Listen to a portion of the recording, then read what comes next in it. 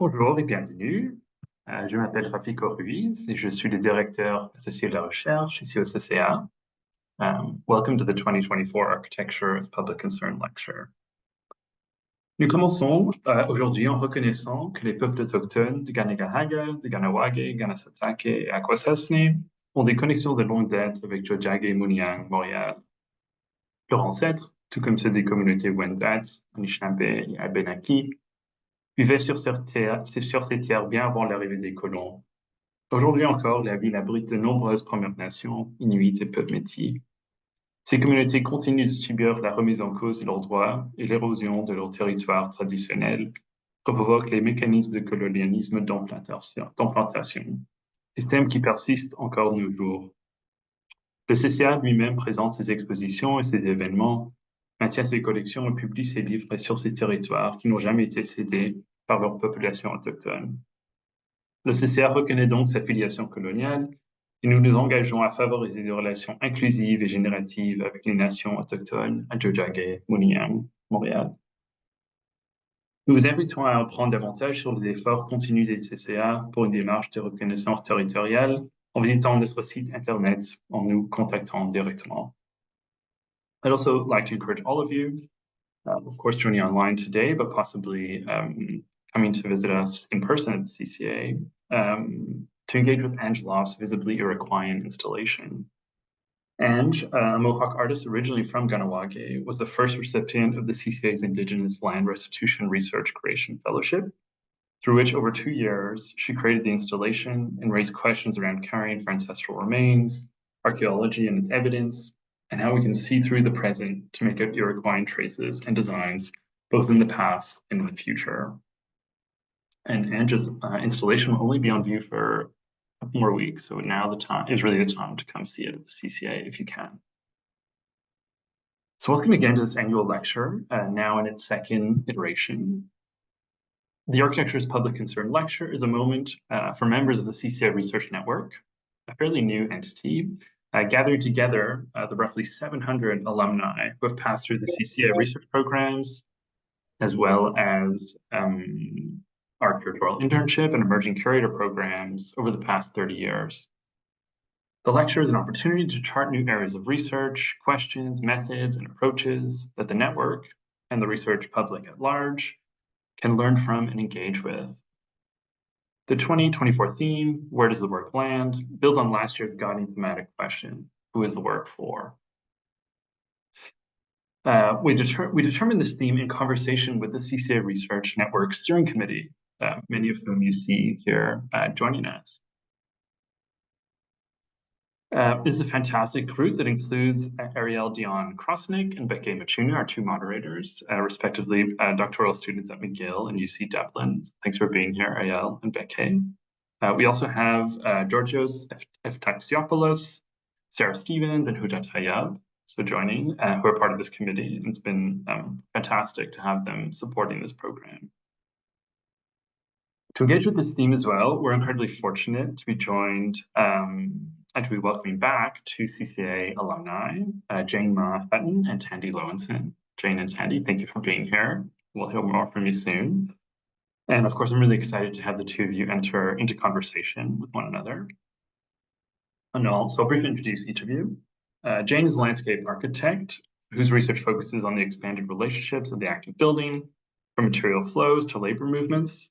One important stream of Jane's work examines the movement of materials as they pass from production landscapes, plantations, quarries, factories, to design constructions, buildings, landscapes, infrastructure, through demolition and disposal or reuse. She recently completed the book Reciprocal Landscapes, Stories of Material Movement, which traces 5 emblematic landscape materials that ended up in New York City over the past century. Jane was also a 2019 research fellow here at the CCA, and hence a member of the CCA Research Network. Next, Thandi, who was born in Harare, is an architectural designer and researcher who mobilizes design, fiction, and performance to stoke embers of emancipatory political thought and fires of collective action and to feel for the contours of other possible worlds, using fiction as a design tool and tactic and operating the overlapping realms of what she calls the weird, the tender, the earthly, and the airborne, Thandi engages in projects that question the status quo while working with communities, policymakers, unions, artists, and architects to act on those provocations. Thandi is a senior tutor at the Royal College of Art in London, and she holds a PhD in architectural design from the Bartlett. She was also recently awarded the Harvard GSD's 2024 Wheelwright Prize, so congratulations on that, Thandi. And was also a participant in the CCA Mellon Multidisciplinary Research Program, the Digital Now, Architecture, and Intersectionality. And we're currently working on the collective project, book, coming out of that program, which we're really excited to share, probably within the next year, I'd say. As was his last year, the theme of the 2024 Architecture as Public Concern lecture, Where Does the Work Land?, is also the core concern of the 2024 Architecture as Public Concern Fellowship. So this fellowship, which is only open to CCA Research Network members, aims to support research projects that foreground how communities can be invited in as participants in the questions we craft as researchers, and examine the politics and places of these communities at ground level, observing sites where assumptions about institutional privilege, colonial survival, and structural racism often reside.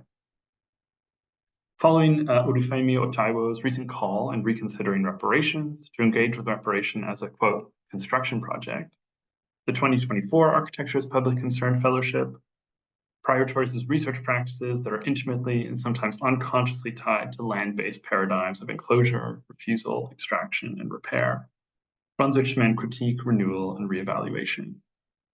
So for those of you joining online and who happen to be members of the CCA Research Network, I can note that the deadline for the fellowship is September 30th. So if you have questions about it, please do reach out. I'd also like to pause and, of course, introduce Giovanna Barassi, the director of the CCA, and invite her to say a few words on the CCA Research Network, now in its second year. And I know Giovanna and I are really looking for opportunities to support the network, host events over the course of the year where we can engage with members. And yeah, generally I know it's a priority for you, Giovanna. So if you want to say a few words about it, it'd be fantastic. Thanks, Rafiko, and thanks for all of you being here with us today. I also want to thank the committee who has been, starting this really this idea of putting together our alumni in this research network, and I think you did a great job in launching this series of lectures and also providing support for people to apply to this. And so I very much look forward also to today's conversation also with Jane and Hutton, and I want Jane and Thandi, and I want to thank them for being here also.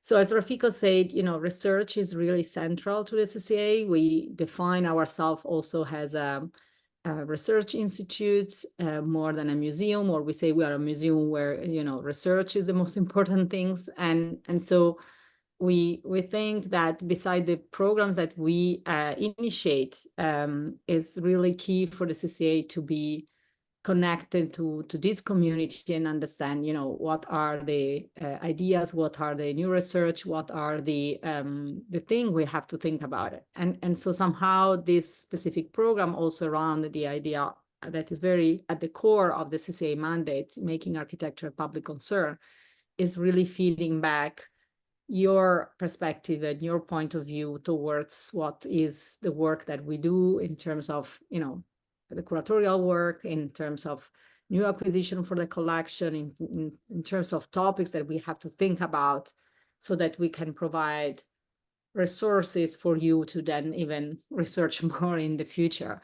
So we care really about all the people who have been at the CCA and have been engaged with the CCA, and we think this is not just a one-time off. I think this will be a kind of constant dialogue and feedback for us to really stay contemporary. That's really and stay in line. What are the issues today and how we have to think even the issues of tomorrow, so that we can really be there for the complex question that we have. And I think what we're facing now, we see it more and more, is impossible to address it as an organization isolated. Like, the questions are so complex that we think that many brains have to come in. Multidisciplinarity is fundamental. So this is why many of our projects are also around this, and different perspective and diverse way of thinking needs to be present to really unpack and tackle all the issues that we have. So I really think the research program is fundamental. This network is fundamental, and I encourage you to really stay in close touch with everyone at the CCA, but also between yourself as colleagues in all of this. So thanks again for being at the CCA, and apply again to our programs. Continue to be concerned with us and your colleagues are doing. So I think I pass back to Rafiko, or it will be Thandi and Jane jumping in. Thank Wonderful. you. Thanks, Giovanna. Yes, also good to note that tomorrow, in fact, is the deadline for our applications for our research fellowship program, the program that Jane, you participated in. And often, word of mouth is still a kind of strong attractor for people to apply to these programs. So yeah, as Giovanna said, it's great to share your experience at the CCA and to invite others to come here. Yes, so we are going to go to Jane and Thandi now. So it is this combination of lecture and conversation, and in conversation with Jane and Thandi preparing today. I think they're going to surface questions of relevance to land-based and land-attuned, you could say, research and design, thinking across specific places and commitments. And the format is really simple. Jane and Thandi will each share some recent work. Then we'll have Ariel and Becky guide their conversation through some questions. And after that, we can open up the space for everyone joining online and have a much broader conversation with the whole group. So if that sounds good to everyone, I think Jane, we'll go to you first, if that works. And then, of course, we'll go to Thandi after. Thanks, everybody. And yeah, thanks for it's great to hear about this, to kind of like feel part of this research network. Actually, I don't feel it's like a rare situation to have this connection to so many amazing people. And so it's wonderful to be part of this today. And I'm also, it's just such an amazing treat for me to get to meet and kind of connect with Thandi, somebody whose work I'm so inspired by. And not only do I just the subject matter, but also just your approach to doing research is very inspiring to me. So, and my plan is to share an extremely new kind of early notes for a project that I'm just starting, which seems like fitting because everybody here is just getting, is crafting new projects too. And so I like this title for the fellowship, Where Does It Land? For many reasons. And I've been just generally kind of interested in trying to see how these materials that we're building with are part of ecosystems. So just trying to help myself make these connections, which in some ways are obvious, but I still have a very hard time making them. And so this has meant starting with looking at design landscapes like this granite paved road in New York, and then asking, where did that come from? And what are all the relationships that are part of that? But the project that I want to talk about today is kind of the opposite of this. So it's about a thought experiment of starting with an ecosystem, like a kind of complex place and community of animals and plants and stone and earth that seems to have been erased through colonial capitalist urbanization, and then asking, like, where did all that go when it seems like it doesn't exist anymore, and where is it going? And so here is Toronto on the right, near Lake Ontario, which is where I live, where I am right now, and then I work in the left blue dot to the west, which is in Cambridge on the Grand River, which flows to Lake Erie. And so this is a obviously like extremely rapidly growing, dense urban environment. And I feel often that I can kind of like feel the concrete accumulating in real time. And sometimes it's really hard for me to try to understand this as an ecosystem, to try to understand my place in a watershed, in a kind of historical land, a complex, kind of set of species and materials. But I can, from where I live, walk to Hyde Park, and this is a remnant of a black oak savanna that used to be really everywhere in this region. And these beautiful oaks, where they do a kind of annual burn, is this kind of continuation of thousands of years of indigenous caretaking, and also kind of a reminder of what has changed here, but also to me, recently, a way to think about the fact that the city, that like everything around that is Toronto, has not erased what was here, that the city was not just kind of like smashed onto the land, but it was actually like came from it, that it was built out of it. And so that's what I'm really interested in thinking about right now. And so like the Granite Islands of Maine, this place where I am was also kind of dug up, sold, subdivided, transformed into buildings and roads, and then also exported and sent elsewhere and continues on. And so even though the story is that when the British arrived here, this was a kind of unpopulated wilderness, we know it was really a densely populated and cultivated forest where Anishinaabe and Neutral and Wendat and Haudenosaunee peoples were connecting with other huge populations all over the continent. And often this British colonial project is described as a form of erasure. So many different kinds of erasure of peoples and other species relationships with each other and with land and languages and cultures. And Amitav Ghosh puts it as in that colonization was and is this kind of ongoing ecological and topographic transformation. All these different forms of it, whether by claiming forest for the crown, by building rail, by encouraging settlers to stake and farm land like my Scottish relatives did, or else to mine it like my Chinese relatives arrived to work in Rocky Mountain coal mines. And so for this project, I'm interested in looking for the physical presence of the land that seems to have disappeared, looking at how the land has been transformed and kind of reorganized materially into this kind of the same place, and then also at what's been sold or exported or moved elsewhere and continues to exist and make life in a different place and form. So I've been kind of starting by thinking about how people make presence or account for what has been lost or stolen, to seek accountability. And I can share this one example where I work. So you can see this kind of long shape, which is the Haldeman Tract, which is land that was promised to the Six Nations with the Grand River. You can see it's entering into Lake Erie there in 1784 for their use forever.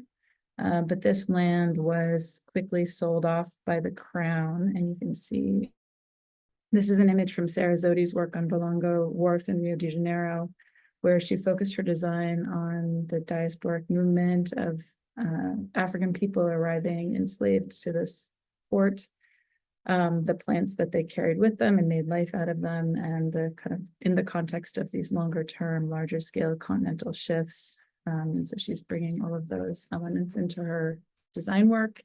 And then makes me think also about Maria Teresa Alves' Seeds of Change project, looking at the ballast seeds from Asian, African, and South American continents that landed in European ports, these kind of unintentional movements and how plants establish life in different places. And then I've also learned a lot from this book, which Giovanna edited, thinking about like the literal movement of so many elements and how of objects and how they kind of shape the way we understand places. And then I'm also really inspired by a lot of work that's being done about rematriation of stolen goods, like this beautiful project by Toronto artist Samir Farouk that is showing museum collections like literally flying home, kind of leaving, unearthing themselves from the cases. So in this kind of in this early stage of setting up this research project, which is really what I'm sharing is kind of a sketch. I'm starting to focus on the Carolinian forests, which are the lowlands north of Lake Erie and Lake Ontario. And I'm looking at this, trying to see this as this complex habitat that over time was kind of taken apart in different ways as different species and materials were extracted as commodities. And then asking like, where are they now? Where did they go? And in some ways, even though it's like very conceptual, to kind of like bring them back together. As a sketch, I'm starting to look at a few different landscapes, which all have their kind of own chronology and relationships. So starting with river habitats where beavers shape the water flow by cutting and arranging trees. Then at mixed pine forests where people and many species live, and then shale and clay beds that people have shaped into pottery and fired into brick, gravel deposits that filter water at this regional scale and is the bulk material of modern concrete and asphalt infrastructure. And then the same infrastructure as it becomes this other material, kind of like demolition material. So let's just share a few notes about some of these. So I'm just getting started. And so starting to think about beavers and potentially other species that have had a really tremendous, play a tremendous role in like the making and tending of water and shaping of landscapes.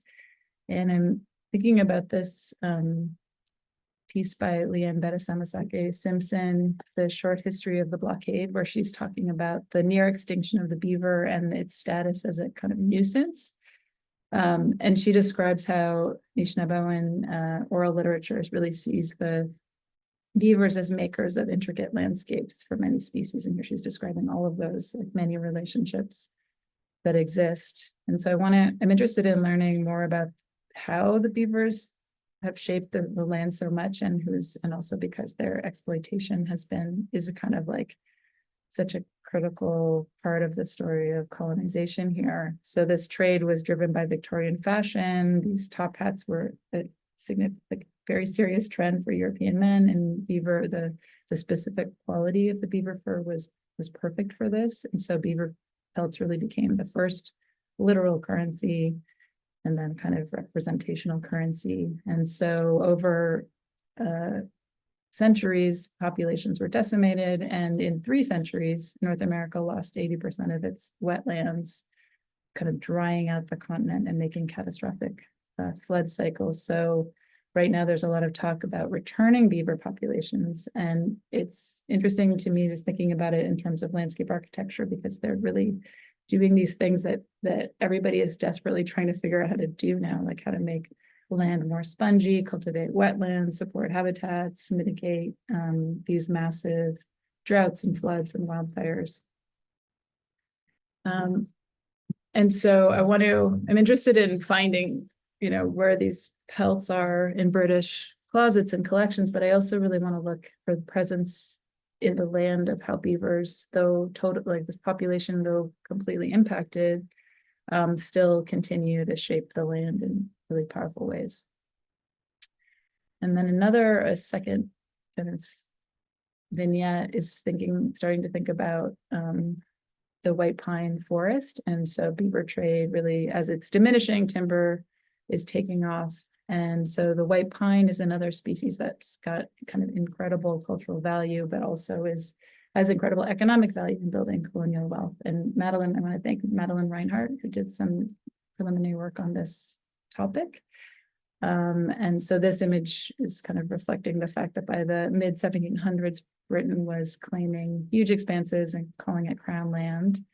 And you can kind of see this timber extraction and construction in Ontario in these 3 phases, which each reflect the size of the trees that still exist in the forest. So first, there's these old growth trees that are being sold as huge timber for ship masts and huge buildings, and then they get smaller sawn timber, and then by the 1800s, there's only lower quality and smaller trees, which were harvested for pulp and paper. And so this forest is kind of moving through the rivers Workers in timber camps are hewing squared timber by hand, and this materials going as a raft through timber slides through the Ottawa and St. Lawrence River valleys. And so there was a duty system that was making it cheaper for Britain to get wood from colonies than from Northern Europe. And when Napoleon blocked Britain's access to Baltic timber, there was another surge in North American timber demand. So ships were bringing timber to Britain and returning with settlers to do more timber and agricultural work back west. So as these old growth forests were disappearing, the market was shifting to sawn lumber, and then the US starts to become a very significant importer. So a lot of wood is going south. And so this wood or the forests are being cut to make way for rail corridors and roads, but also the roads and the rails are also are being constructed of tons of wood as well. So there's all kinds of infrastructure that's made out of wood.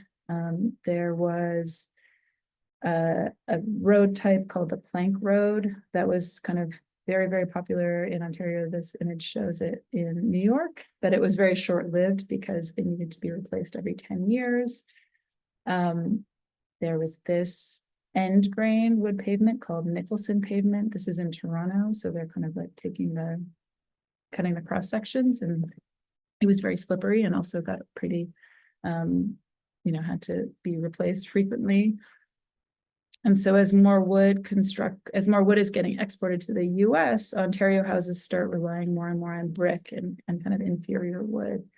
And by the late 1880s, this conservationist Edmund Zavitz wrote that all the pine had floated down the Ottawa and St. Lawrence rivers to be loaded into vessels destined for Great Britain. And so he called this the wasteland, which was, quote, a municipal burden with no accessible value. And so this leads to a major kind of provincial reforestation campaign that you can now, when you are camping anywhere, you're in these very tightly packed pine plantations, which were a kind of response to this total obliteration of the forest.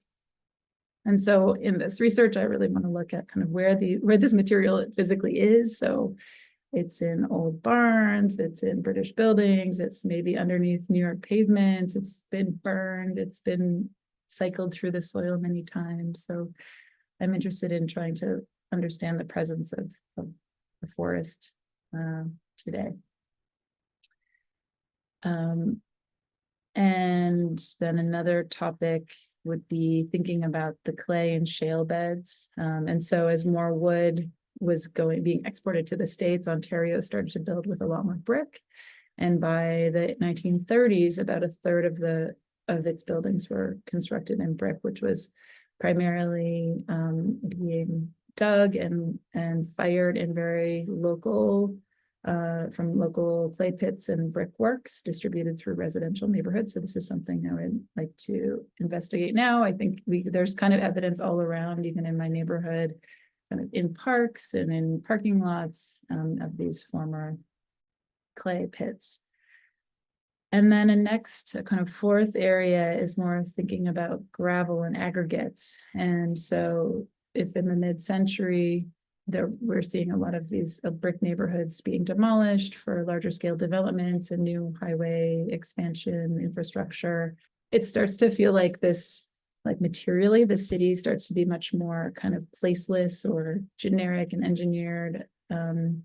But it's, of course, extremely local. It's mostly made of the actual ground of the place in its aggregate. So this whole area of Southern Ontario has its glacial deposits of aggregates. This map shows the Pleistocene deposits of aggregates and sand, and they're very compositionally diverse, and they're mixed or stratified, and depending on how clean those strata are, has a lot to do with its economic value or the cost of kind of separating it.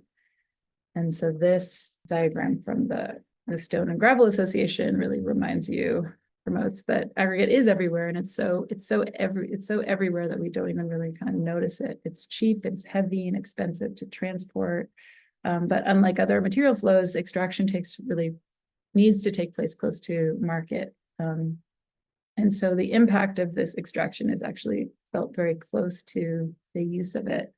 And so Canada, the first concrete highway was connecting Hamilton and Toronto in 1917. And by the 60s, there was, and I think this history reflects history in many, many places. A major network of expressways was surrounding Toronto, designed to bypass these kind of newly congested roads in the city. And so expressways were producing large land-intensive development parcels that were subsidized, bringing a new form of kind of sprawling development, but of course, at the same time, expanding pits and quarries around the region. And this, shows like the incredible, diversity of the materials that were being used.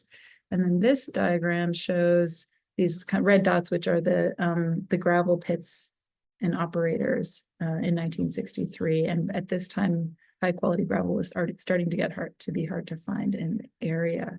And so this photo is from the same year, 1963, and this is the Gardiner Expressway, which was a kind of major infrastructural showpiece, which has now been partially deconstructed, and politicians have been debating removing it entirely for years, for urbanistic, but also for kind of technical failure. And so some technical studies suggest that the structure's rapid deterioration is actually a function of the fact that there's a lot of different types of aggregate in it. And so this is something that the aggregate industry uses to argue for less constrained extraction.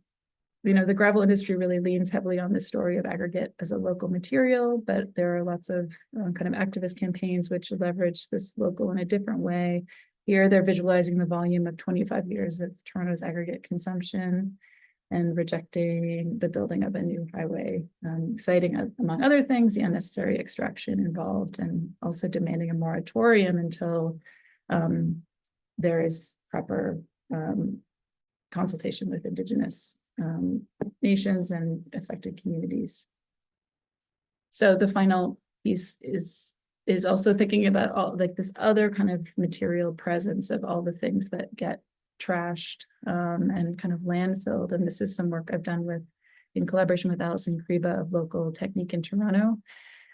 And so thinking about with urban renewal, this kind of new waste stream was created, and the salvage and wrecking trade really pivots towards demolition, and this waste becomes also the literal foundation for new real estate in some places like waterfront parks, and that have kind of changing ideas about the landscape, from like, this is garbage to this is a modern exhibition to this is a kind of important place of ecological regeneration.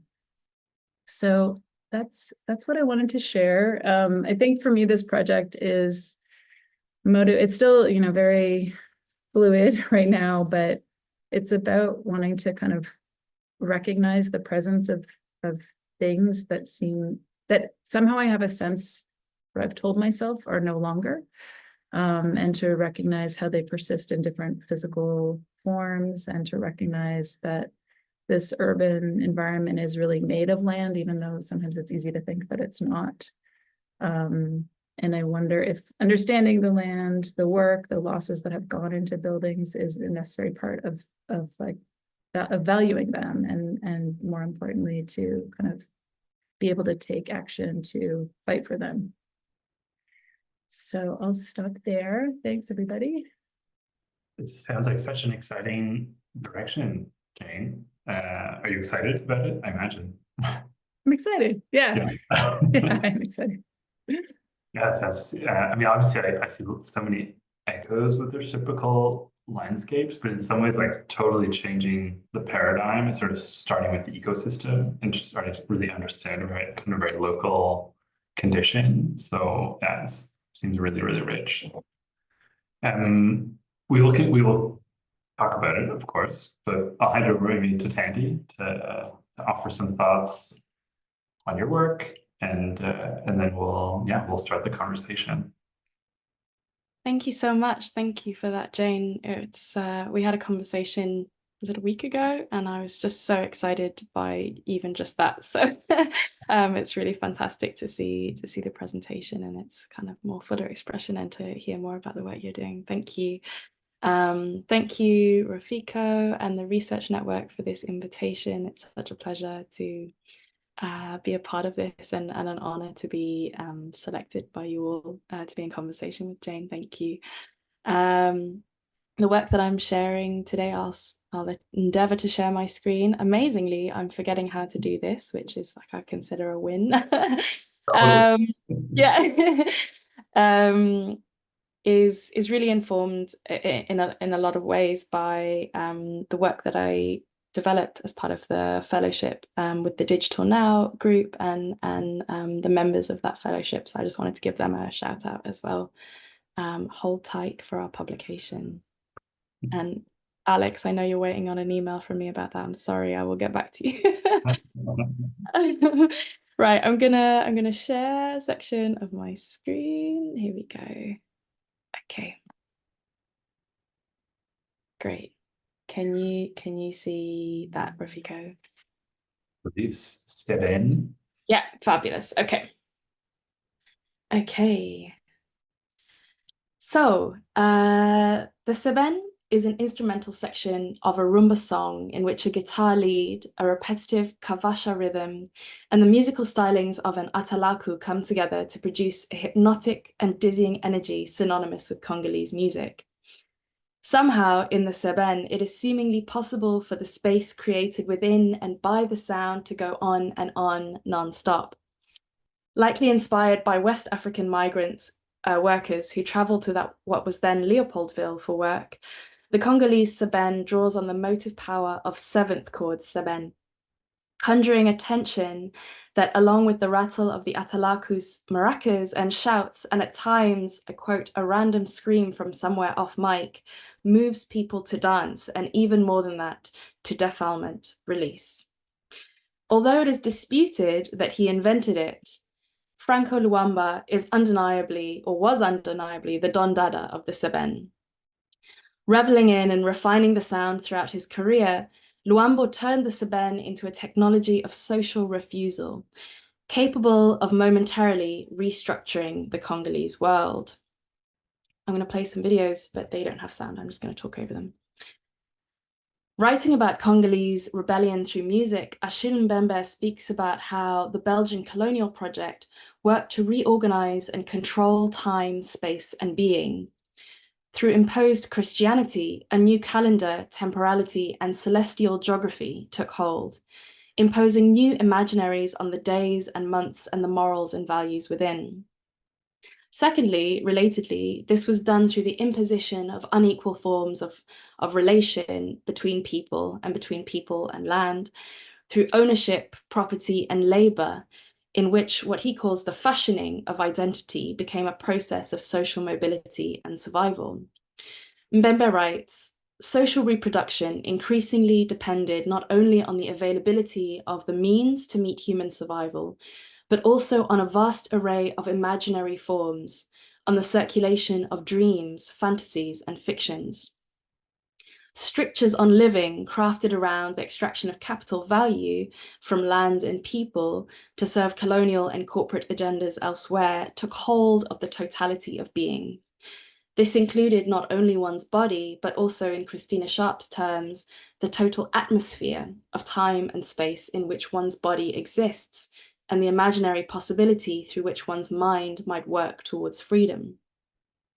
During the colonial period and in the multiple Western and corporate-backed crises that suppressed possible nationalist and anti-imperialist liberation after independence in 1960, music has supported Congolese catharsis in an otherwise hostile environment.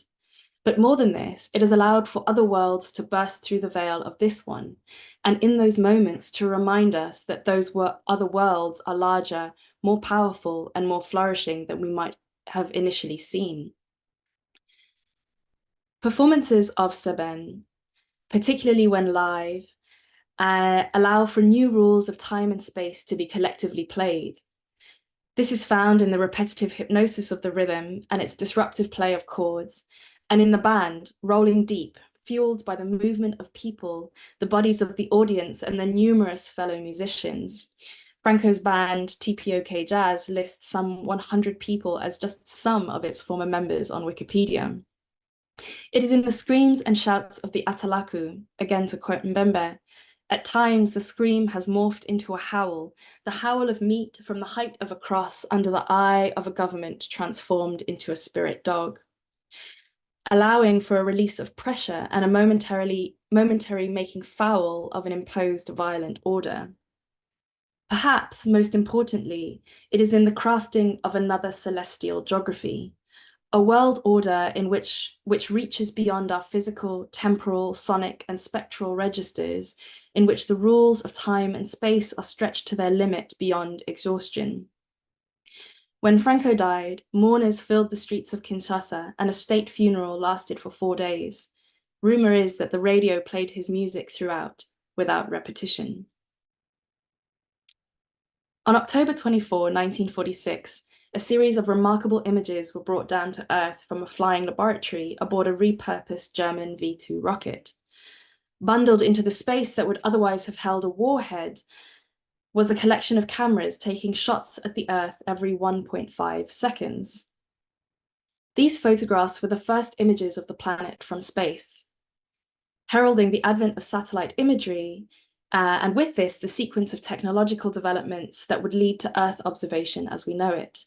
The ability to hold the planet as a whole total object on the page and later the screen within our grasp, to produce images that suggest we know it in its totality, to have an eye in the sky at all times and later in real time, and as some would have it, to reveal its fragility too as a solitary floating orb in a world of consuming darkness. Writing in National Geographic in 1950, the engineer behind the launch, Clyde Holliday, projected that one day the entire land of the globe might be mapped in this way. Footage of this moment shows the rocket in flight before the first scenes of the planet from space burst into view. First, we see the tamed sandy surface of the launch site, the ground scraped into neat parallel lines, before the rocky edge of the New Mexico desert comes into view. The rocket surges upwards and the desert sand, previously punctuated by boulders, is abstracted by a series of fine dots. A single enormous crater bursts into the frame, hinting at other experiments that have occurred here with the end of the Second World War just over a year past. The rocket surges further up still, and paradoxically, as the ground in view grows larger and more unrecognizable, shapes emerge which are more easily understood as distinct formations of Earth. A bold wriggly line, an enormous river cuts across the land. A series of jagged cuts, a rocky outcrop that reveals that the vastness of the desert and crater we had seen before are themselves held in a valley between two mountainous ridges. In the next frame, we have become untethered. We see the curvature of the Earth, and beyond its fuzzy edge is the deep blackness of space, in sharp contrast to the grainy grey complexity of the surface and the surrounds of our planet below. The camera veers around in this world as showing us scenes of the Earth as the rocket stabilizes, and at times we see the very depths of space foregrounded by spectral white figures formed in the smoke and flames of the rocket's wake. The voiceover is giddy. An observer on the rocket could have seen San Diego, Salt Lake City, Kansas City, San Antonio, he says breathlessly. Approximately 1,600,000 square miles of the Earth's surface was revealed. The V2 rocket reached the 65-mile height in 3 minutes. This giant engine of destruction, designed by Hitler to annihilate Allied nations, now serves the worthy cause of peacetime research. V2 rockets were built in Mittelwerk, an enormous underground factory bunker, by prisoners from the Mittelbau-Dora concentration camp and designed by Werner von Braun, Kurt Debus, and others. Von Braun and Debus were members of the Nazi Party and leading figures in the development of rocket technology during the war. Following the fall of Nazi Germany, both were among several thousand experts smuggled out of the country by the Americans as part of Operation Paperclip, a project to harvest the scientists and scientific developments that Nazi Germany had enabled for US military and industrial endeavors, and crucially to stop the Soviets from accessing the same. By the 1960s, von Braun was the founding director of the Marshall Space Flight Center and Debus the founding director of the Kennedy Space Center. And as a new Cold World order was being written, the guise of space missions and peacetime research supported the ongoing development of technologies of control and their mutation from the blunt, overt violence of the bomb to the quieter but no less devastating violence of satellite surveillance and Earth observation. Peacetime research also sustained many of the same people who had been complicit in the worst of the Second World War. Technological developments and the sanitization and promotion of people like Debus and von Braun created a landscape entirely suited to an horrific and racialized violence that the narrative of Allied victory purportedly had ended. Rockets and satellite imagery were central to this new landscape of violence, supporting war with, during peacetime, seemingly benign technologies, communication, navigation, surveillance, and weather monitoring and forecasting. During the Vietnam War, General William Momyer noted that the Defense Meteorological Satellite Program, or the weather picture, had been probably the greatest innovation of the war, something no commander had ever had before. A handful of photographs are synonymous with the Vietnam War. The self-immolation of Buddhist monk Thich Quang Duc in Saigon, Terror of War, in which 9-year-old Pan Thi Kim Phuc runs naked down a road following a napalm attack on Trang Bang by South Vietnamese forces. Rough justice on a Saigon street showing National Police Chief General Nguyen Ngoc Loan executing a Viet Cong suspect by shooting him in the head, to name a few. These images are horrific. They grab hold of our minds and refuse to disappear, making it impossible to unsee them or look away. There is another perverse horror in the absence of the thousands of military satellite photographs which facilitated this war. Banal images of cloud cover, fires from rice paddies, moonlit tropical storms and thunderstorm clouds which were gridded, carefully stitched together by meteorologists translating aerial views of terrain, atmosphere and smoke into intelligence for brutal bombing campaigns and the deployment of toxic chemicals with ecocidal and disabling effect on those exposed at the time and landscapes, and of course generations to follow. Against the backdrop of this satellite-informed battleground, an unlikely meeting between a German entrepreneur who had been involved in the George Foreman and Muhammad Ali Rumble in the Jungle bout, and Lutz Thilo Kaiser, a German aerospace engineer, thrust the Democratic Republic of Congo into this history of rockets and satellite imagery. Kaiser's company, Otrag, founded in 1974, was the first private space launching company. The protege of Austrian rocket scientist Eugene Sanger, Kaiser was also supported by Debus and von Braun, who took up leadership and advisory roles in Otrag. Because the Treaty of Brussels prohibited the production of missiles in Germany, Otrag set out to find a location elsewhere to launch its unique design of modular rockets. Sites close to the equator were ideal, benefiting from the Earth's rotation to fling them into the air with extra speed. As Kaiser wrote in Aviation Week and Space Technology, at the time, General Mobutu, president of Zaire, was the fastest to react and to decide that he wanted a Cape Canaveral of Africa. The resulting agreement was quite remarkable in being almost universally disliked, a rare moment of unity in an otherwise highly polarized world. In extraordinary terms, Otrag were granted rental of approximately 100,000 miles of populated land in Shaba North, an area roughly equivalent to the size of Great Britain or West Germany, and strategic for its connections to bordering countries of Tanzania, Zambia, Angola, and Zimbabwe, and for its mineral resources in cobalt, copper, uranium, and diamonds. Otrag were permitted the right of full and exclusive usage of the land, and here I'm quoting from the agreement, without any restrictions, and the right to take all measures it deemed necessary to exercise that right.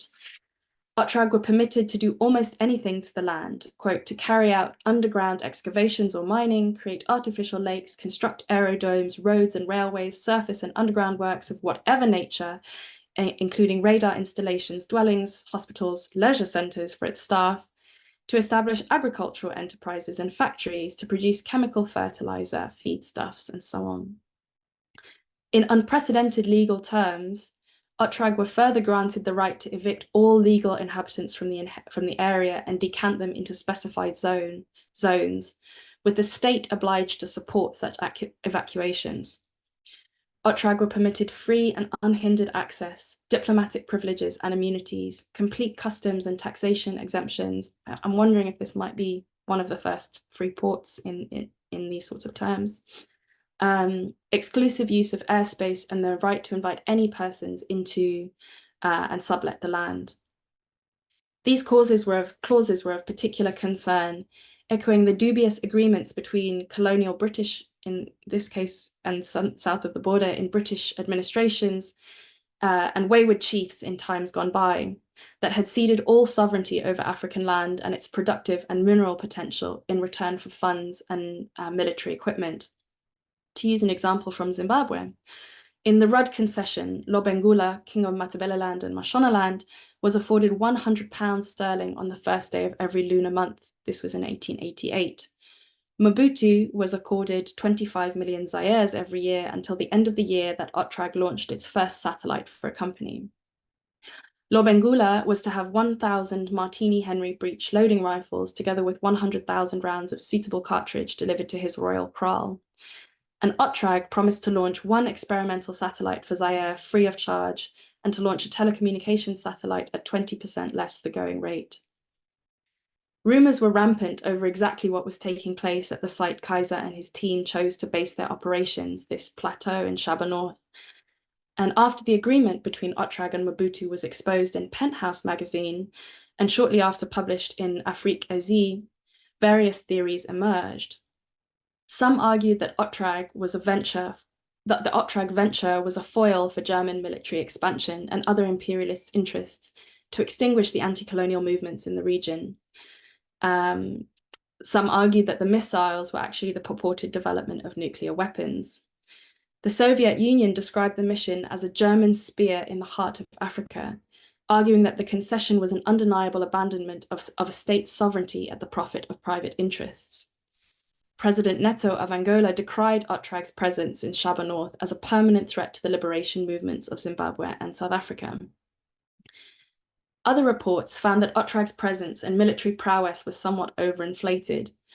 A classified eyewitness account from 1977, now available through WikiLeaks, tells a story of a handful of disgruntled employees living in poor conditions at the site, counting down to the end of their 2-year contracts with the company. The eyewitness speaks of a launch pad and equipment in disparaging terms, little more than a concrete platform with a wooden gantry, with no technical equipment visible and no evidence of computers, complicated measuring equipment or tools. And with the exception of the carpenter and his family, the European residents still live in tents. The eyewitness further describes that the appearance of 9 white residents has attracted several hundred Zairians with their families. These have built a, quote, primitive and apparently provisional village in the immediate vicinity of the launch site. Only about 50 of them appear to be employed in construction activities in the site, living in the same wretched conditions as others in the region, end quote. Otrag launched 3 rockets bearing Zairian insignia from this site. Kaiser insisted that Otrag's Volksrocket, a space truck, would carry payloads for almost anyone except South Africa, stressing the potential for African states to launch their own communications and spy satellites. He wrote, "No major military moves such as concentrations of troops, activities on military bases, airfields, and even roads can escape the watchful eye of satellite cameras." The first Volksrocket just touched the stratosphere, reaching an altitude of about 15 kilometers in May 1977. The second, in May 1978, was more successful, hitting 30 kilometers above ground. However, the beginning of the end of Otrag in Shaba North came in June 1978, so about a year into their operation, when their third launch categorically failed in the presence of the international press, President Mobutu, his administration, and extended family. Footage of the event shows Mobutu arriving in a black camouflage military plane. The launch site has been significantly developed since the eyewitness account. Mobutu is received by Kaiser, who ushers him in, his military entourage and the press to a viewing point. And a Zairian worker in Otrag overalls encourages a small crowd of onlookers to chant as the president walks by. In an interview with the press, with the rocket primed for launch in the background, President Mobutu sings Otrag's praises.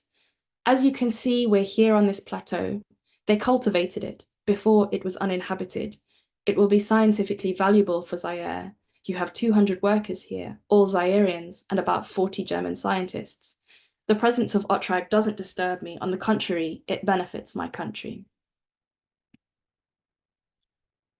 The countdown proceeds in German, and an explosion of fire shoots the rocket up briefly into the air before almost immediately veering to one side and tipping over, and then careering down into the valley below. Mobutu looks at Kaiser, who peers down.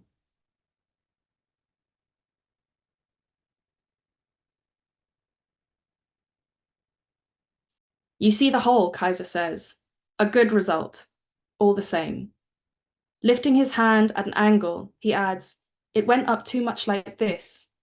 Positioning his hand straight up, it should have been like this. Mobutu lifts his arm straight up. It needs to go up. Shortly after, Otrag's contract in Zaire was cancelled. This is the last section. At the turn of the millennium, the developers of Keyhole Earth Viewer, the program that would become Google Earth, saw an opportunity in the Iraq War. Named after the Keyhole-class reconnaissance satellites, they convinced a number of major US news outlets to use their software to illustrate the 2003 invasion of the country for viewers, capturing the imaginary of the general public and military and defense industries in the United States. Google acquired the program soon after. At the same time, in the Democratic Republic of Congo, formerly Zaire, Jean-Patrice Keka Ohemba Okesa, from now on Keka, was reigniting the ambition that the country might benefit from the possibilities of satellite imagery too. Having acquired a piece of land 120 kilometers east of Kinshasa, Keka established Development 2 Azimut and a plan for a series of Congolese rockets, the troposphère.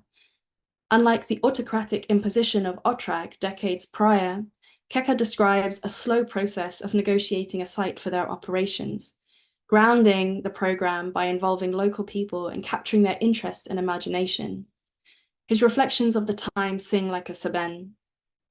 He describes a gentle process, operating outside of the norms of dominant rocket research, so steeped in the escalated space race, preemptive strike temporality of Cold War and its violent afterlives of conflict. A first attempt to negotiate an agreement for land in Bandundu fell through as the village chief couldn't be convinced to sell it to him at an affordable price. But fortunately, a chief in Mankau could, and Keka secured 135 hectares in the forest. Before launching any rockets, Keka started by showing the village chief and community what he was doing at the site, and crucially, what it might bring for them. As Keka describes it, the launch of a space mission brings a whole economy and possibilities for people to be involved themselves. Now, every time there is a launch, the village chief and members of the community attend and assist, and in the process, the rockets become theirs, and through them, their place in the world is transformed too.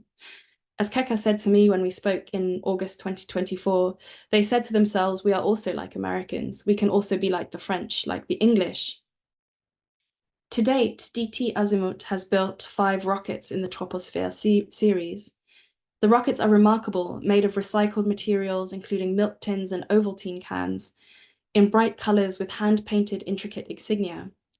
Troposphere 4 reached an altitude of 15 kilometers and a speed of Mach 2.7, delighting the residents of Mankau and the ministers who attended the launch, and inspiring the government to commit to supporting the program with public funds.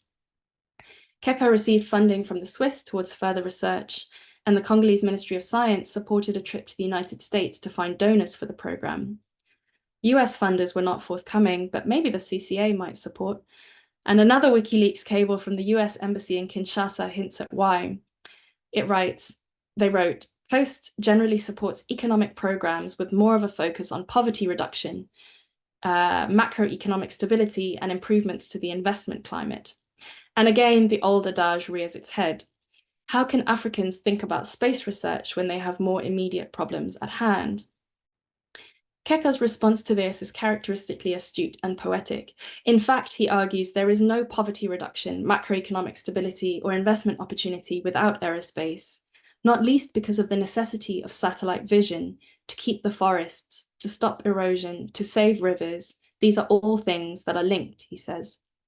But also because of the kind of research environment, imagination, and thinking that aerospace encourages. Nesta Kibuka, an electronics and computer science student, was inspired by Keka's work to move from South Kivu to Kinshasa to join them in building the latest rocket. He told Le Monde, "Keka pushes me to put my knowledge into practice and take initiative. He shows us how to adapt the computer to the rocket.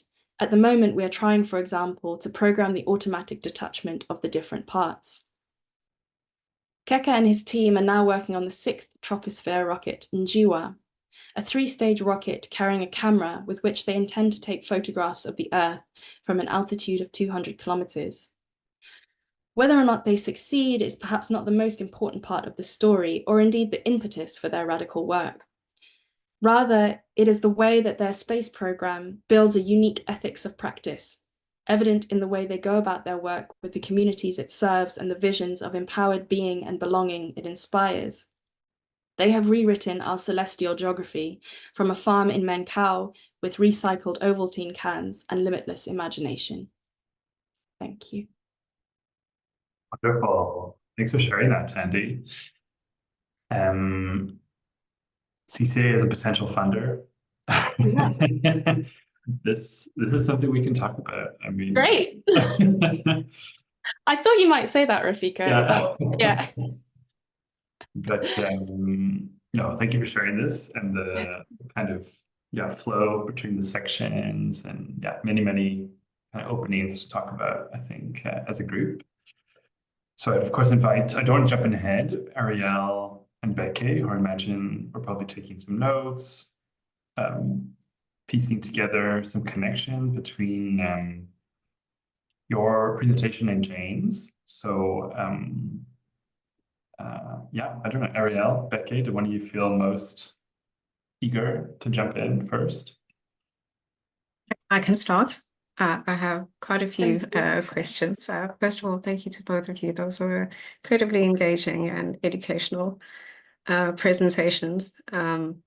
Historically, there's been a romanticized view of agency, and both of you discussed I'd say, the end users or historical owners of the certain spatial or landscape assets.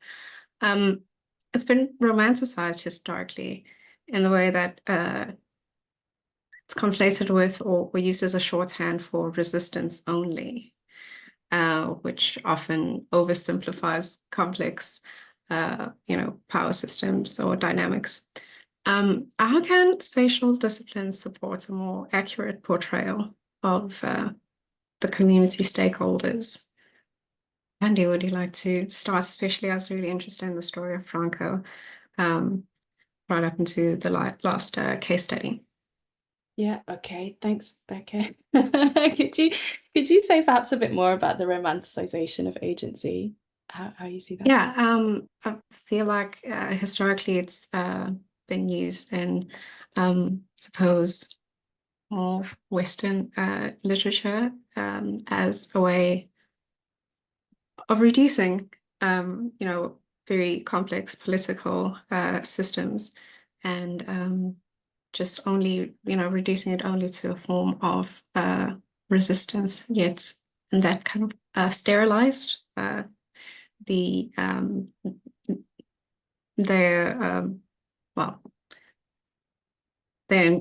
they inflicted, injustice to these people. If I think about community stakeholders, I guess that's one thing that I find so inspiring about the work that DT Azimuth are doing through their research process, is that there's a kind of openness within the research and embeddedness within the research process to thinking about how different kinds of communities are involved in the work. So whether it's through the process of kind of negotiation of the site, which took years, and making sure that the site was the right site. I mean, I think there's ways in which that program, that research could have been imposed on a site. But yeah, that process of kind of slowness and of securing buy-in as being a kind of integral part of the potential success of the intellectual project that they're trying to do there, both in the development of rockets and in what the development of rockets does, I suppose, to identity, which I think they see very seriously through their work. So that's one aspect of it. But then I think you also see it within the development of the rockets themselves. There's a kind of galvanizing of different kinds of people and an openness to how different kinds of people might be involved in the work. So yeah, I didn't mention it, but there's instances where people are involved in like producing food to nourish and sustain the program, and others are involved in, you know, thinking about the programming of the rockets. But there's kind of openness to how people bring what they have and what they know to the project as a whole, I suppose. So I think there's something in response that comes to mind in response to that question, I think, in terms of processes that are cognizant of what a meaningful engagement looks like, and careful with that, but then are also retain an openness to how multiple different people can be involved and how that might help to shape the program beyond what one mind might originally have conceived of it, I suppose. So I guess what I'm saying is I see it in the way that they go about the research, but also in how they are open to the research process being influenced as well in order to secure kind of meaningful forms of engagement. Jane, over to you. Thank you. Yeah. Jane, I actually have you're most welcome to answer that question, but I have a specific question for you as well. One maybe a different framing. I was really interested in this idea of stock taking of dispersed landscape elements. You know, that's and basically just keeping the industry accountable. And the concept of land, or of the landed nature of architectural work, as foregrounded by the fellowship theme, it asks us to, you know, critically think about where the work literally finds itself for lands. So considering the deep engagement, the materials, the materiality of spatial interventions, how would you suggest that this engagement is genuinely reciprocal when working with communities that have been historically dispossessed?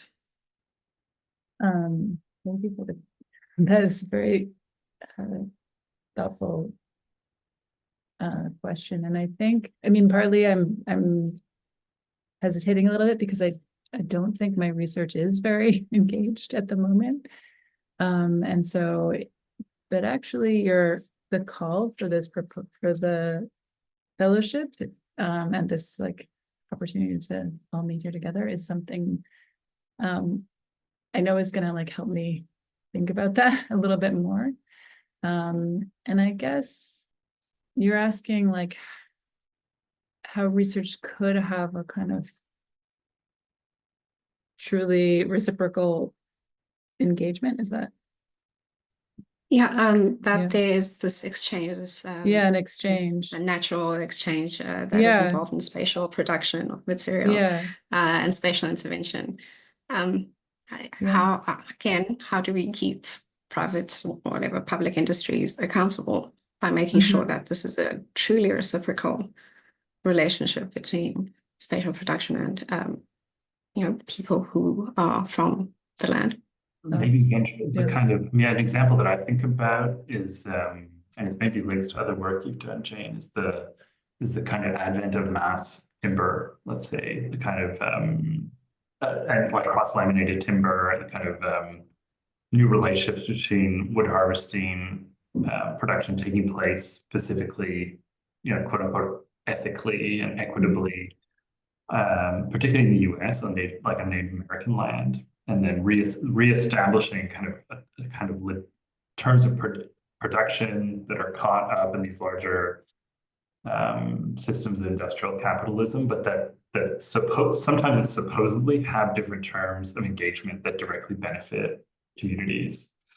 And so I think this may be, in some ways, it's actually the question you're asking, Becky, specifically in the context of Jane's project in Toronto and Southwestern Ontario, is just the kind of level, maybe it's the kind of level of erasure of the relationship between those lands and the original nations who could like lay claim to ownership and those whole layers of kind of treated land, untreated land, unceded land.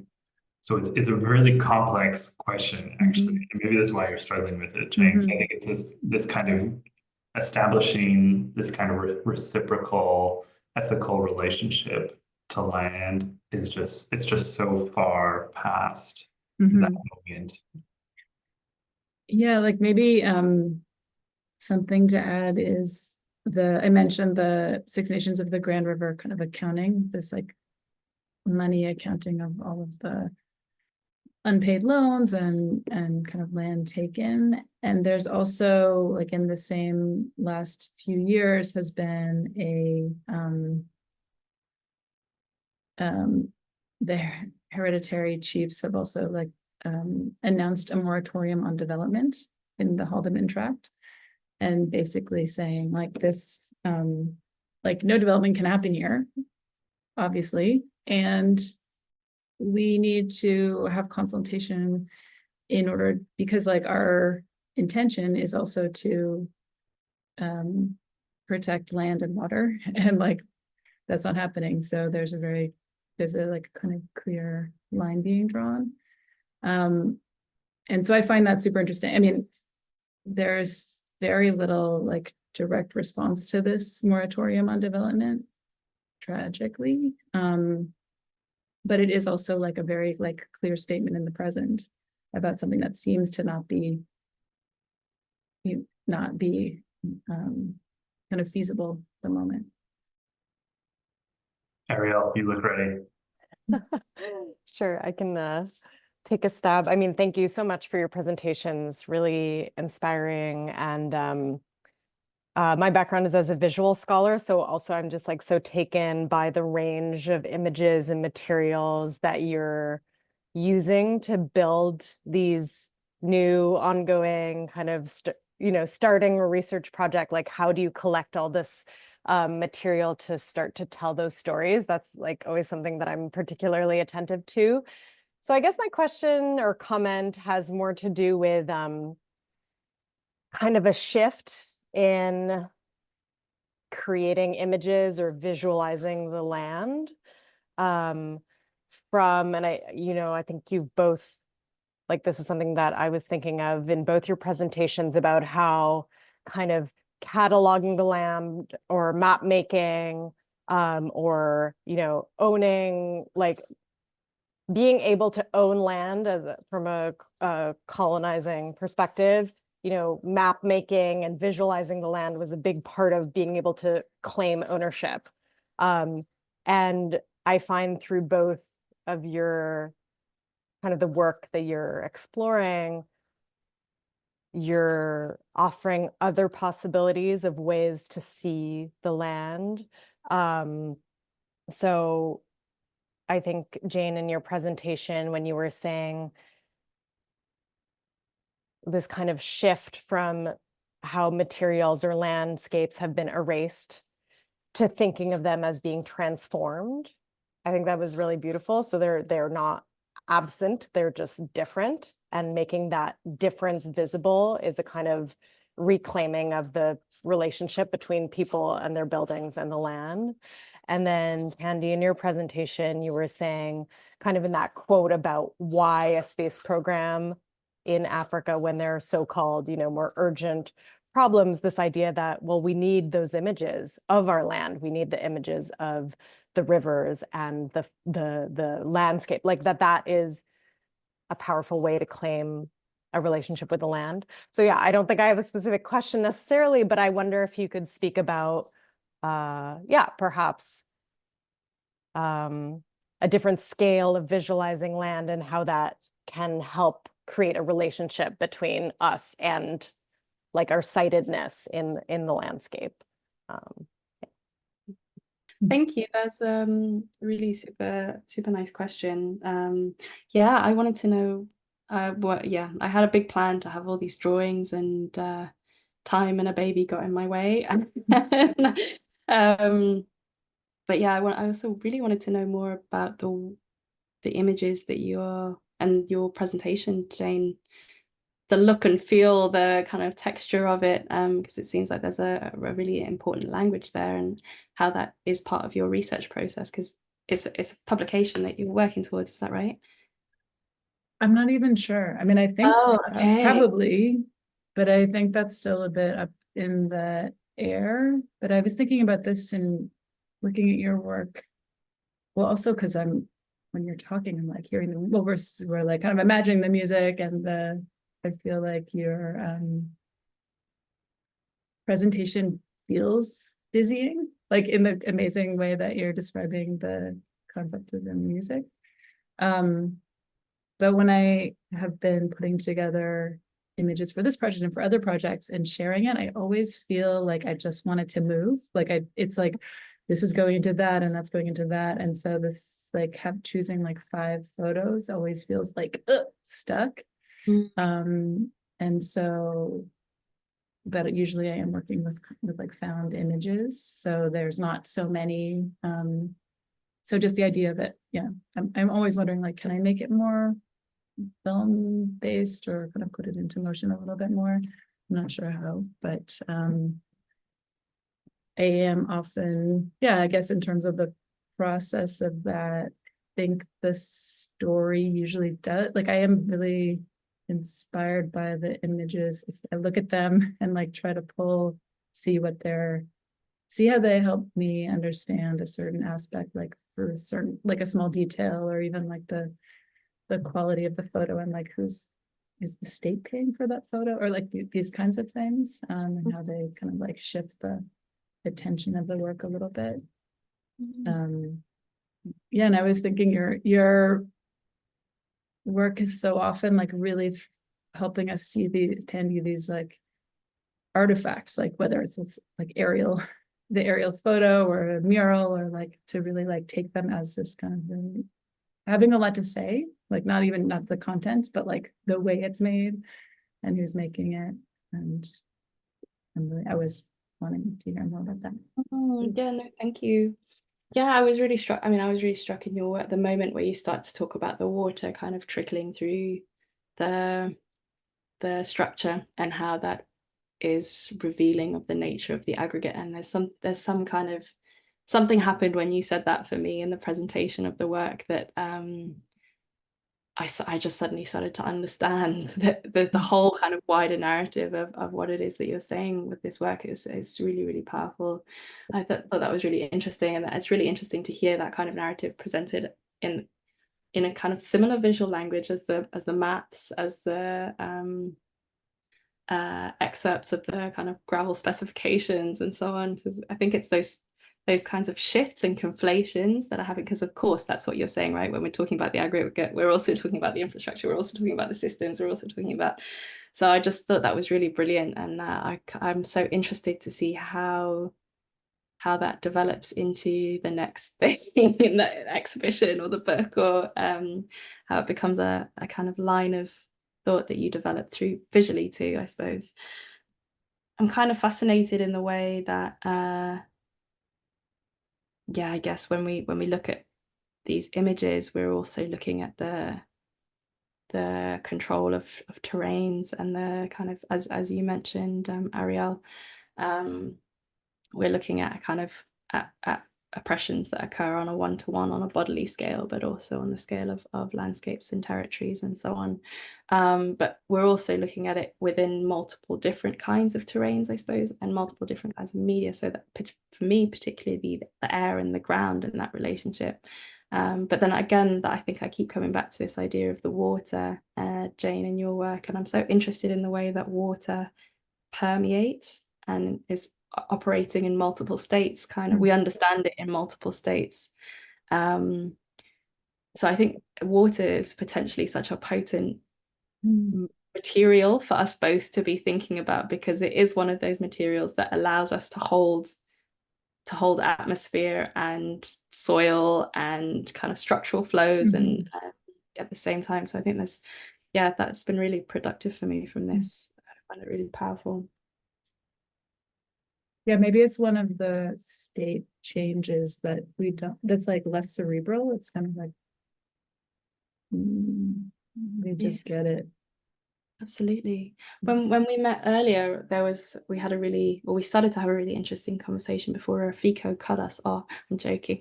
We started to have a really interesting conversation about, which I think touches maybe on a point you were making, Becca, about material dialogue.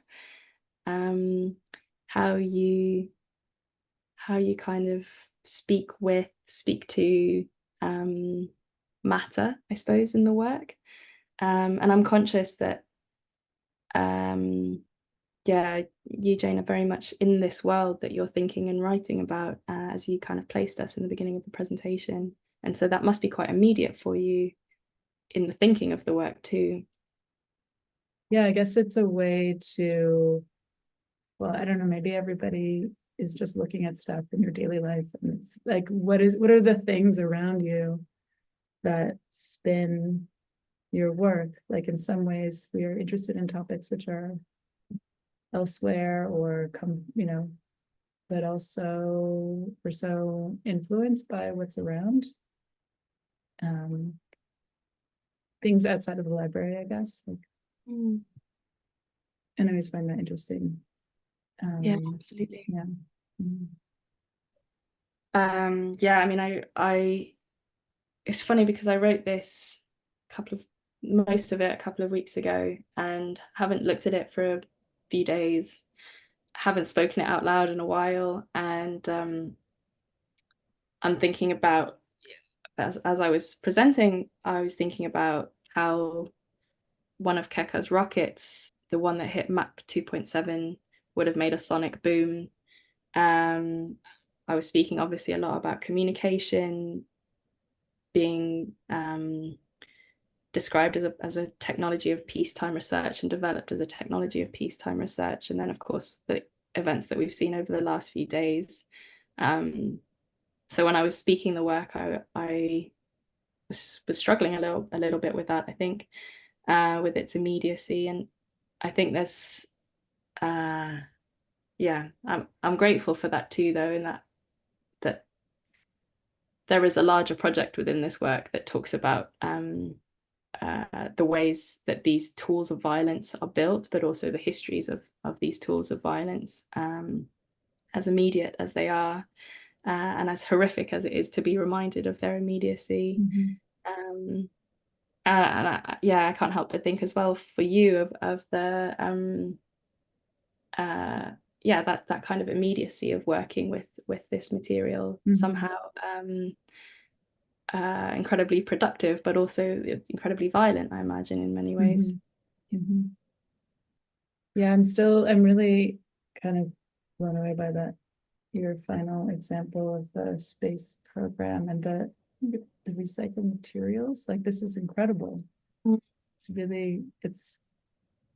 I just really appreciate how you're able to, I don't know, find like such a rich environment in something that's so easy to kind of I don't know, to take something like rocket making and kind of see all of the potential in it, like to see the many meanings that it has and the like all of the relationships that are part of it. It's really staying with me. Oh, it's really not me, it's them. Of course. But also, I wish it was me. I mean, partly. Oh, sorry, go ahead. Go ahead. I mean, I was going to ask a question about the piecing together of the work too. I just find that just really amazing. Could you just tell us a little bit about like how those pieces came together and like that goes down? Yeah, absolutely. Yeah, I mean, part of the work that I was doing in the Digital Now CCA group was I was really interested in thinking through music as a kind of an archive of liberatory spatial thought, I suppose, and how sound, particularly from Southern Africa, in a number of countries in Southern Africa, might allow us to kind of access liberatory thought, and how that liberatory thought reconstructs space, I suppose, and time, but through the music. As a kind of development from that, I've been thinking, I hadn't in the CCA work yet, in the Digital Now project yet, touched on DRC and this incredible background of rumba music. Actually, I thought about it a little bit at an invitation from Hutton in 2018, I think, or 2020. When was that project, Hutton? Like the deep depths of the pandemic, and then stopped. But yes, I recently returned to the Cevennes, and I'm just so gripped by this idea that it offers us a kind of a new celestial geography, that by thinking along the lines of the Cevennes, we necessarily are thinking in a kind of totally reconfigured way about space, as Member kind of draws our attention to.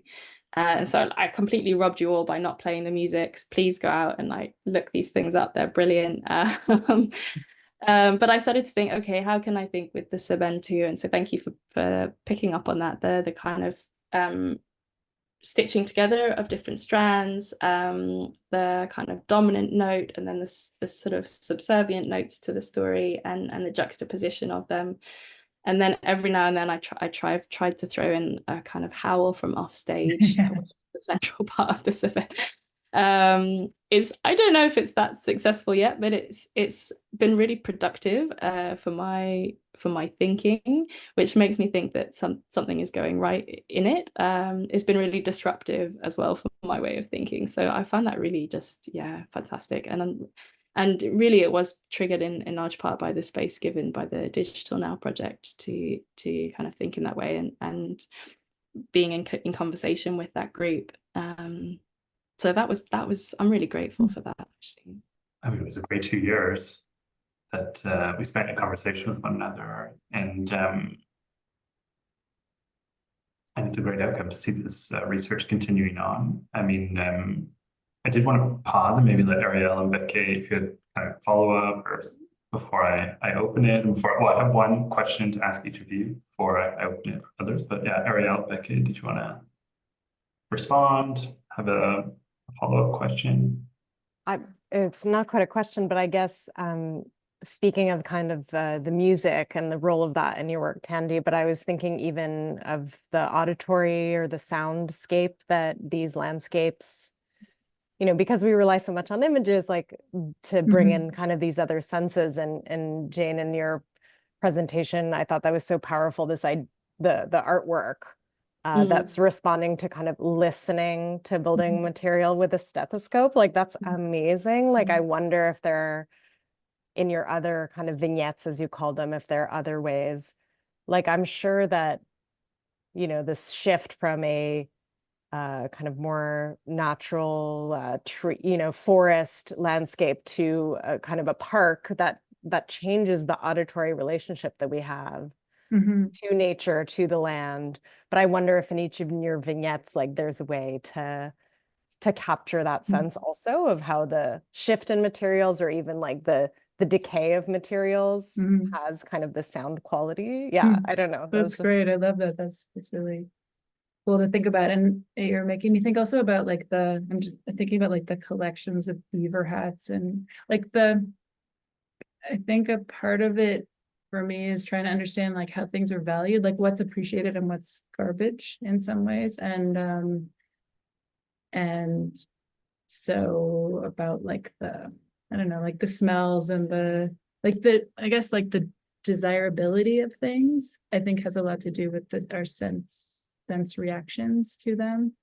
That's one thing. And then you're also making me think about like the life that happens on them, because I'm so like inspired by how much you bring in culture and Thandi in your work, and And in some ways I've been really thinking about, and I've been feeling like the materials are the culture, like that they're like the, you know, like listen to them, and that's important. And also they are beings and they're alive in many ways, but also they have like people live on them and near them, and they produce, like you're saying, like the park versus the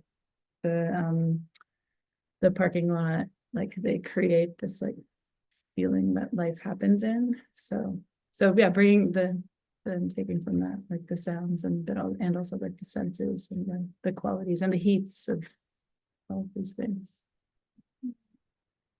Yeah, I mean, I think that's just totally fascinating. The number of things that you said there. I mean, I think that obviously like gravel has such an evocative sound for me. Gravel was such a big part of my childhood, I think. And so, well, it's so synonymous for me with childhood in such an interesting way. Yeah, I am so fascinated by that. And I think also when you start to talk about the desirability things, I was thinking about in another project I've worked on a landfill, the landfill in Lusaka in Zambia. And there was something really interesting about that, because we were also kind of projecting forward and back to a kind of previous life of that site, but also trying to, as you say, kind of hold and honor the life of the site today, right? And to understand the kind of complexity of the desirability politics at play there, right? That a lot of the most kind of radical or provocative work that was happening on that site was operating within the materials that were least desirable necessarily, and so presenting a confrontation in multiple ways, not just through their politics, but also through the dirtiness or the smelliness or the messiness or the danger. Yeah, exactly.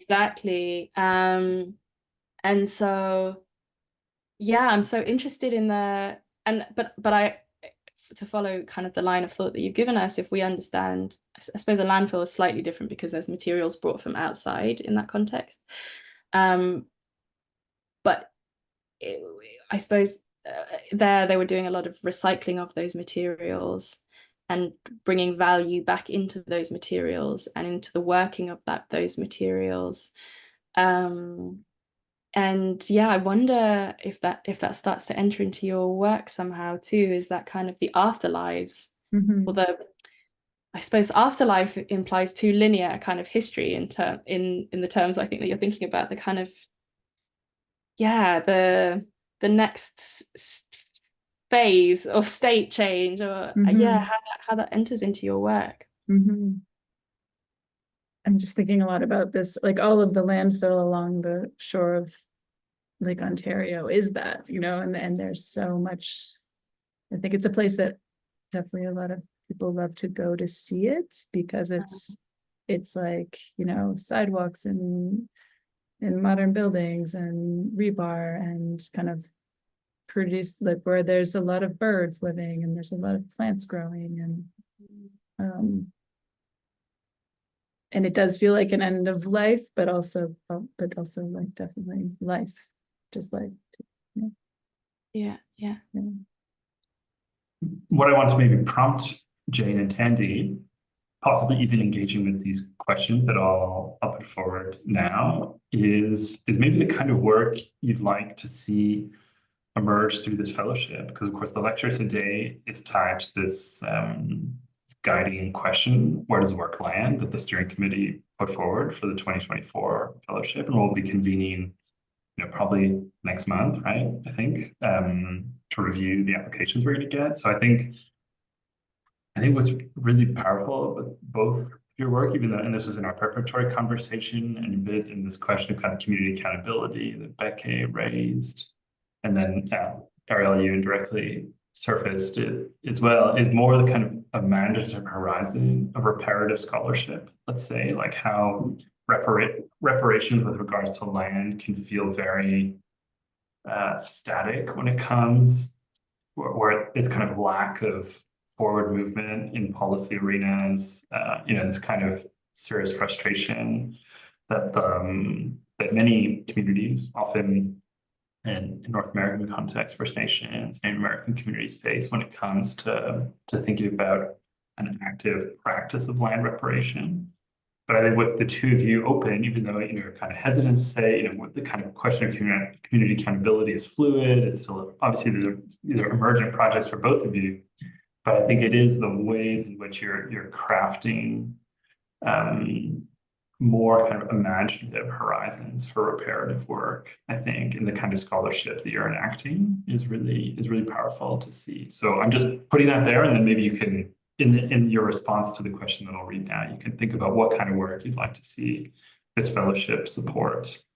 And then this is kind of my pitch to see if you'd like to be on these committees in future. Let's see. So I'll read the question from Roberta. Thank you, Roberta, for the question. I'll just jump over her greetings to both of you and thanks. So both presentations seem to involve the incursions of technology, human settlement, or human practices on nature and landscape. There is the aerial perspective, the mapping and the photographing of the land and the presence of nature as a convergence of practices that either create or add to the understandings of how land is either used and appropriated or valued and enhanced. Why do the photographs and the maps matter? Why do they capture the imagination? And then there was a follow-up from Roberta. How do these narratives involve viewers and persons who inhabit the land? Does it help to think of the land and nature as varied and contrasting topographies as a set of narratives? So there's 5 questions there about. So feel free to kind of maybe pick up a direction that you feel invested in. Speaking about narratives, right? There's recently, Twitter's just not what it used to be. Twitter used to be so great. X, sorry. But there was a time where Twitter was really, really amazing and really nourishing for me as a kind of intellectual space. I was doing well, maybe I shouldn't say that. Yeah. But the other day, really interesting discussion about land acknowledgements on Twitter, and land acknowledgements as a reparative practice, I suppose. And I think this ties into this idea of the land as a set of narratives, like what we say about land and the stories, the fictions that we construct around land.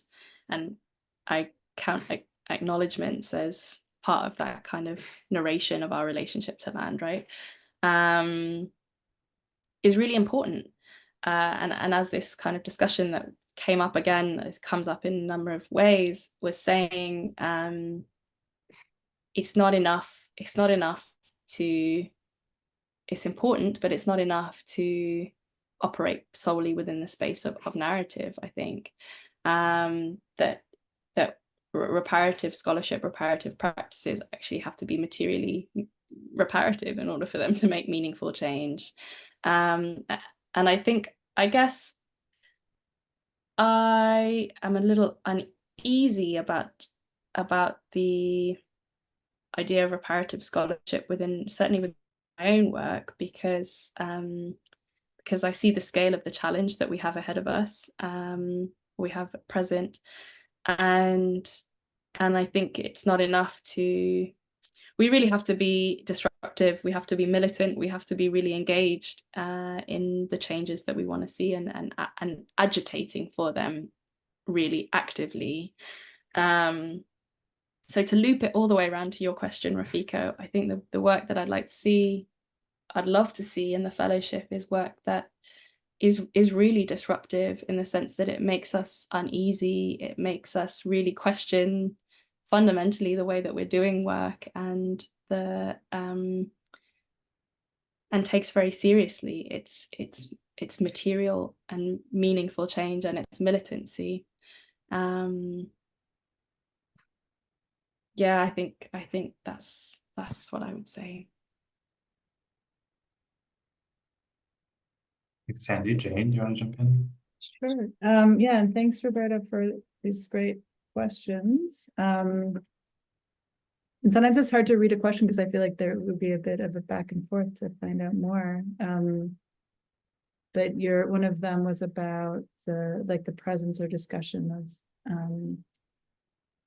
visualization and images and mapping and why they matter. And somehow I immediately think about also your question about narrative and how aligned they are, and how, like, I guess this is always a case of a challenge of working with an archive, or even, you know, you go to an institution that has a certain kind of archive and it has a certain like many topics seem to have a certain amount of material that takes certain forms that then ends up being what you're working with.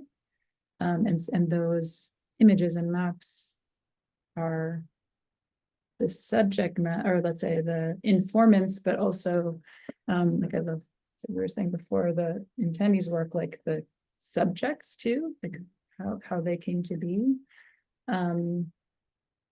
But they also like drive the work. So I guess I'm just thinking that there's such an important connection or interaction between like the material that is maybe the lowest hanging fruit, or like the more obvious documents of research, and then as a researcher, how you work with it, but also make space for what does not exist, and like, even if you can't point to that, and how do you, you know, that's just something I'm often thinking about. So that you as a researcher are not only just a describer of what is there, but also like bring something else. And that's what I felt so like exhilarated about in your presentation, Thandi. It's like pulling them together and spinning this off and you know, inflaming something else. It's really the kind of work I'd like to answer your question, Kika. I guess, yeah, I also was gonna add, like, I feel like I have to understand what it means, what the concept of reparative scholarship is, or like that. I'm sure that will be a huge discussion, and I can see that there's an emphasis on like connections with communities to enact work that supports what they're doing. And to me, that seems like one of maybe several, but like a really important direction for, or like component of scholarship, that where there are groups seeking reparation, or like already with very clear ideas about what that can mean, that research can like join that rather than invent it. That seems really important. And then also to like I think so important to like spin off and like take creative jumps and try different approaches. And I think that's also the value of this kind of fellowship, is to really like be in a place where a lot of people are trying different things and taking important risks. So not only in the subject matter, but in the way you learn, and the way you connect with people, and the drawings you make, and all that kind of stuff. I think is pretty exciting. Fantastic. Well, we have the steering committee here, and we're listening. So this is the kind of, we have our you know, kind of evaluation grid that we'll bring to our meeting when we assess the projects. But I think, I mean, both of you, yeah, I mean, it's sometimes easy to lose sight of the care, let's say, it takes within historiographical practice to pay attention to the ways in which this research flows into the present, let's say. And I think that's what you're both really attentive to. And it's really interesting, both of you ended your presentations in some ways in the present. You know, Jane, you're also referring to these groups protesting, obviously a long history of kind of a gravel sites of extraction, pits, that's it, sorry, gravel pits. Activism around the establishment of gravel pits in Southern Ontario. And then Thandi, of course, yeah, the rocket group in Congo. And I think it's actually everything that comes before that, you know, the way that you build these historiographies that actually deliver this kind of accountability in the present. So I think, you know, I agree, it is a big conversation, and I agree with you too, Thandi. There's a kind of necessary material intervention that comes with reparative scholarship. But nonetheless, I mean, I think situating the kind of historiographies that you perform and are so generous in sharing, even in these early stages, is in my reading, I think, a kind of movement towards and support of that kind of scholarship. So so thank you for that. And I think it really does, it really enters into direct conversation this with this question of where does the work land. And I think, and I'm sure has really inspired many members of the CCA Research Network to put forward applications and to enter into similar dialogue with these questions as each of your work does. I'm looking at the clock, you know, always with these events, we say, okay, we won't go the full 2 hours, but we almost do, inevitably, always. So thank you for kind of sticking with us. Thank you, of course, Ariel, Becky, representing the steering committee for this event, but all your efforts over the course of the year. Yeah, it's really so appreciated. I don't know, Thandi, Jane, did you want to say kind of words of farewell? Just thank you for the questions and the attention and care with this work. I really appreciate it, and for the introduction to Jane. This is so cool to meet you. That's what I wanted to say too. Yeah, thanks, Becky and Ariel and Rafiko, and amazing to meet you, Thandi, and yeah, everybody else. Of course, thank you for doing this. Jane, in fact, was also involved on her own committee, in this case, an advisory committee for the current Mellon CCA multidisciplinary research program that we're running called In the Hurricane on the Land. And so in part, also this year's fellowship theme is entering into dialogue with that program. We'll hopefully be having some public events linked to it, possibly in January of next year, online. And so, you know, we'll keep you posted if you can join for that. And Jane, as part of the advisory committee, was helping, really sketch the thematic scope of it. So it's really, it's very much in the dialogue, I think, of in terms of with this question of where does the work land. So to close, I'd also like, of course, to thank you know, digital and public teams here at the CCA for helping to pull us together, and for everyone joining online. Thank you. I know online events are becoming less frequent, but I do think they still allow for a kind of accessibility that's really necessary within research, like a research forum like this, and also, of course, for the CCA Research Network to exist and be accessible to people from around the world. Sometimes it has to happen online. So thank you also to Thandi and Jane for being open to this. I know it can feel, like I just wanted to come to Montreal, guys. Listen, when I got the email, I was like, amazing. Yes.